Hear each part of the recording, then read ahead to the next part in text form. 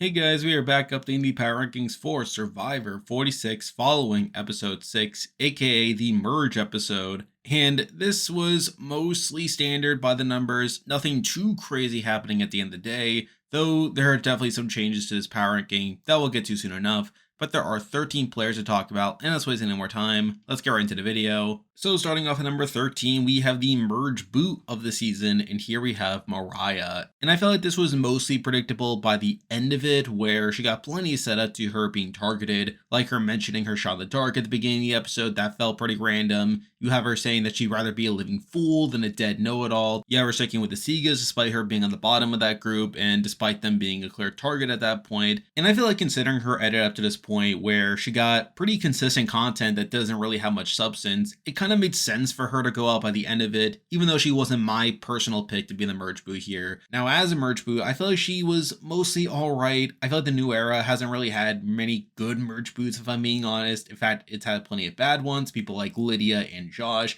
But I do feel like Mariah is technically one of the better ones in the new era, even though her game itself wasn't that great, where she's blindsided at the first trouble she goes to, and moving forward, stuck with her group that was clearly being targeted, is taken out despite being at the bottom of the Segas, which is pretty bad there.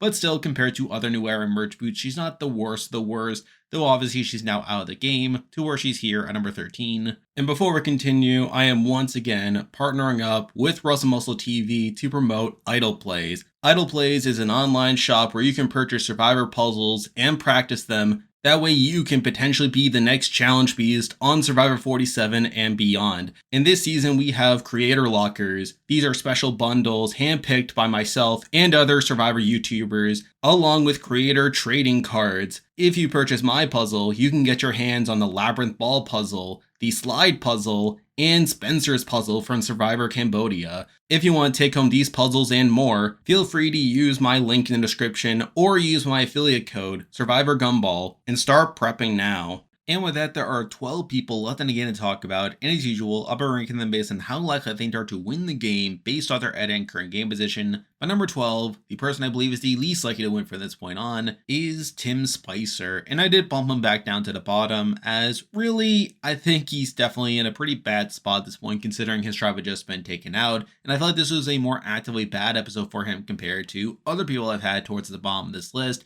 where he gets a lot of pretty negative content here, being one of the main people to stick by Sega, despite them being targeted at that point. You have him like wanting to uphold the Journey Alliance, despite him not securing Maria. We see that really come to roost in this episode, where we have both Q and Maria really calling him out for his involvement in all this. And all in all, it's a pretty bad look. And I think he's also in a pretty bad game position to where it wouldn't shock me if he's taken out in the next week or so, especially with a split tribal coming up. So really, I feel like Tim's in a pretty bad spot and he's gotten a pretty bad edit, which is why he's here at number 12. Now moving on to number 11, and we have the person I had at the bottom of last week's ranking, and here we have Liz. And Liz probably had the quietest merge episode here, where she's the only person to not get a single confessional, which is a pretty bad look there, and is kind of in line with what we've been seeing her all season. And this is despite her not technically being in the worst position in the world, where we actually got an interview from Hunter recently breaking down the Nami dynamics, and she does seem to be in the majority there. Mind you, she's not in the core of it, but she is working alongside the likes of Hunter and Tevin. So for her to not really be getting that much content despite her being in a decent spot is probably a bad sign for her prospects moving forward. And I feel like with the show not really giving her anything and making her seem like she's completely out of it game-wise is such a big knock to me that I have her here at number 11. Now moving on to number 10, and we have someone who I'm pretty conflicted on if I'm being honest, and I actually have moved them down from last week, but we do have Q. And Q has been getting a really weird edit where on one hand he's been getting a lot of content, and he has been getting a lot of gang talks, like with him trying to pull in the Journey Alliance and him trying to navigate the merge round. But at the same time, I'm not really sure how positive it really is, considering that he was the one to approach like the likes of Hunter and Tim about creating this Journey Alliance, only for him to recognize in this episode that Tim's not really upholding his end of the bargain, and really that alliance as a whole doesn't seem to be that genuine, considering that Maria isn't that on board to work with him. Well, also the fact that despite him being one of the main people to target Mariah in this round due to her comparing herself to Aubrey, you also have him being the first one to present taking out Venus instead after Venus had second thoughts about taking out Mariah. So really, I'm not really sure what to make of Q's edit at this point, where despite him coming off as a pretty big player, he's not really shown being effective, where he's now failed at solidifying this Journey alliance, and he was even questioning his own targeting of Mariah to begin with. And it wouldn't shock me if he's out relatively soon anyway, despite his group seeming to be in a good spot where they were the swing vote coming into this tribal. So I'm not really sure what to make of Q at this point, which is why I have him here at number 10. Now moving on to number 9, and we actually have the person I thought was going to be the merge boot coming into it, but we do have Soda. And again, I'm shocked that Soda was not the merge boot here, as it definitely felt like she was getting set up for a downfall with like all the talk about people like Hunter and Tevin wanting to target her, even Venus targeting her. So the fact that she's able to get through this round without even being brought up as a target, despite her being one of the people that was vulnerable, is somewhat impressive in my eyes. But at the end of the day, I still don't think she's winning the game. I feel like her edit as a whole was pretty circumstantial. Her one confessional coming after losing the challenge, where she talked about how like this is David versus Goliath and how this is the first time she's been vulnerable all game, which if she had gotten more content before this moment, I probably would have had her as a potential merge boot here, but considering she got almost nothing beforehand, it made sense that she wasn't going out anyway. But really, I still don't think she's winning the game. I feel like she's gotten way too much negativity at this point. And that Hunter interview just continued to paint a bad light on her, where she did try to play the middle by trying to court the likes of Randon and Venus, but in doing so alienated Hunter and Tevin to where that caused the target to shift onto her. So really, I'm not feeling that great about her from a gain spot or from an edit standpoint, which is why she's here at number 9. Now moving on to number 8, and we have the same person I had this spot last week, and here we have Venus. And this was another pretty conflicting episode for Venus, definitely got a big episode here, though I can't really say a lot of it's positive, where while she gets to talk about how this is a new chapter for her game, we then immediately see her like going back to her old ways, where she is back to being targeted. She's the backup target coming to this tribal. She also gets a vote against her from Charlie as a way of avoiding a shot in the dark play, which is not a particularly good sign. You have her like kind of being sketchy, where she tries to get like a name from the other Segas, which definitely painted a target on her back. And really, I feel like she's not really primed to win this game. I can't really see her winning a jury vote based on the way that people are reacting to her. Though I will also say that there's a chance that she gets a one-up on Tevin, where she continues this whole storyline about how Tevin's pulling the strings on the Nami group, which could be a setup for her taking out Tevin, but not really enough for her to actually win the game. And really at this point, I think she's largely drawing dead, which is why she's here at number 8. Now moving on to number 7, and even though this person didn't get a terrible episode per se, I still have moved them down compared to last week, and here we have Maria. And again, this wasn't a terrible episode for her, where a lot of her content comes during the whole Journey alliance, where she ends up learning from Tim that she was roped into this alliance, and a lot of it's about like how like she wasn't that close to Tim to begin with, and her main content is her saying that she's not going to play Tim's game and that she wants to play her own game, which to me implies that she'll have a hand in taking out Tim down the road, which I could give or take from a pure gain standpoint. I could definitely see this being her claiming to have agency and that she's really stepping to the forefront, but really, I don't think it's going to be that big of a deal at the end of the day. But really, I just think Maria could have gotten so much more in this episode, and the fact that her merge episode is just kind of it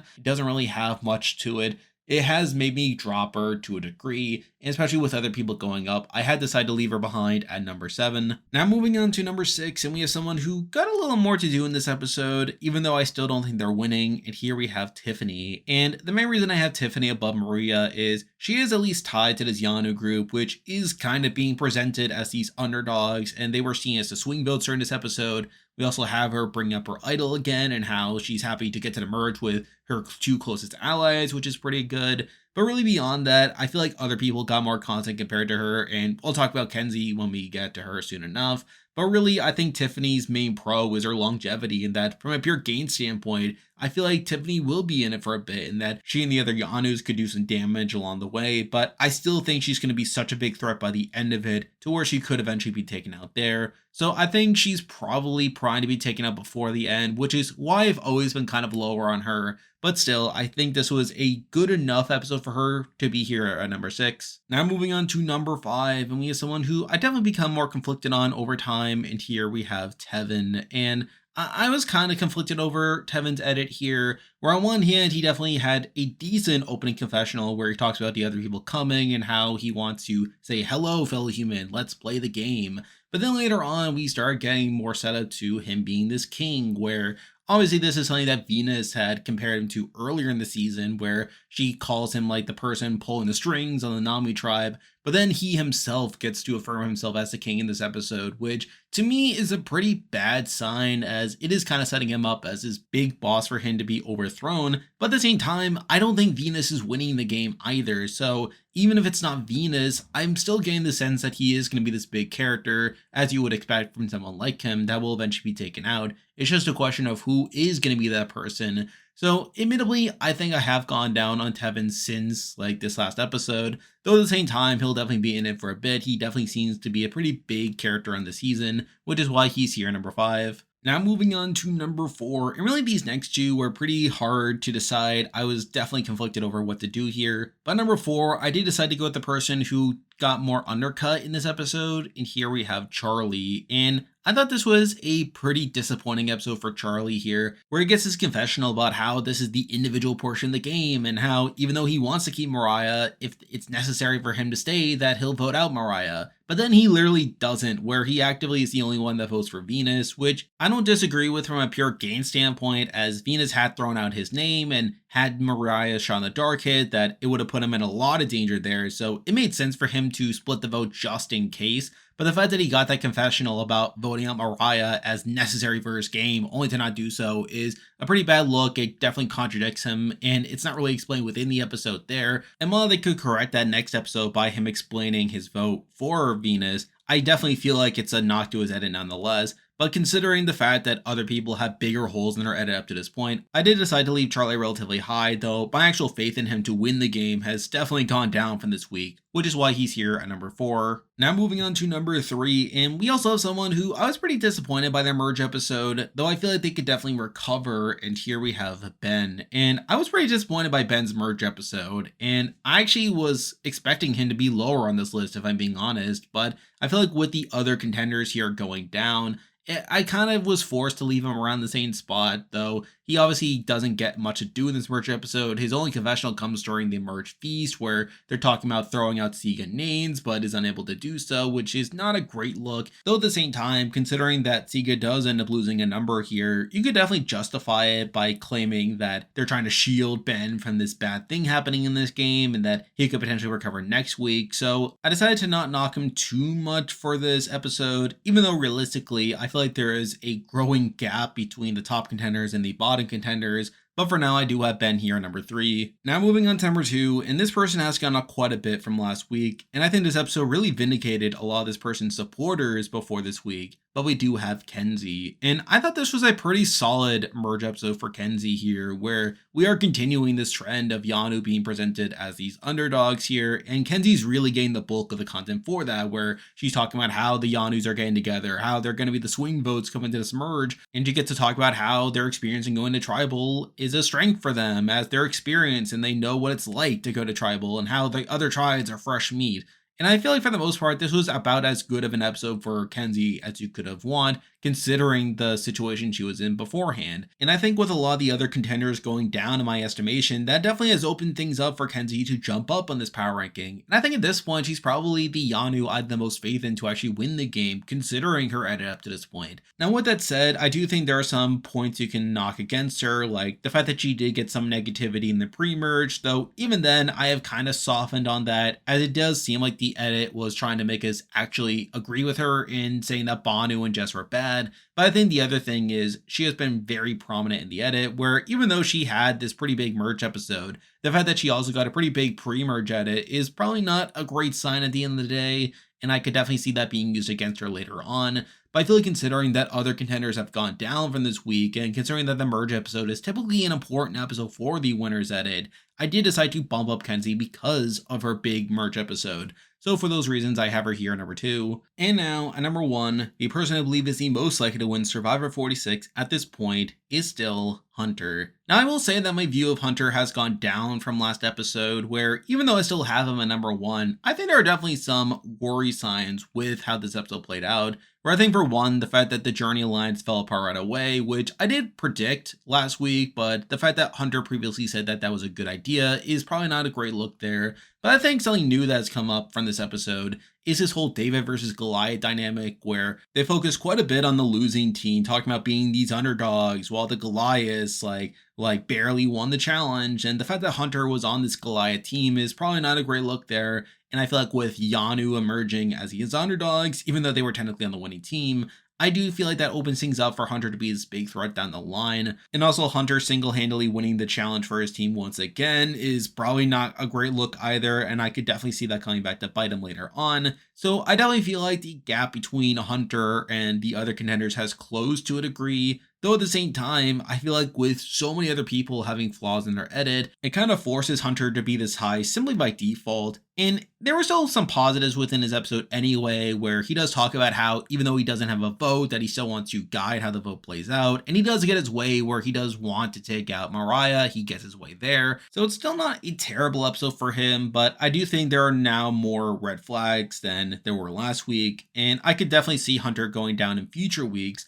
Though I feel like with the way things stand right now, I'm still going to leave him here number one, though realistically I could definitely see things shifting. But for now, I do have him here at number one. And there we go, that'll do it for this week's video. If you like this content, be sure to like and subscribe, really helps with the channel. And I'll be back again next week to update the power rankings again, so you can look forward to that. I'm covering other shows, such as The Amazing Race 36, as well as Big Brother Canada 12, so you can expect weekly power rankings of those shows. My friend Ruby is running a Hell's Kitchen org, so if you want to consider playing in that, I'll leave a link for the Discord server in the description. I'm on Patreon, so if you want to consider supporting the channel, you can do so by clicking the link in the description. And you can also join the Discord server by also clicking the link in the description. There's a lot of stuff coming your way, but for now, that is the video. See ya.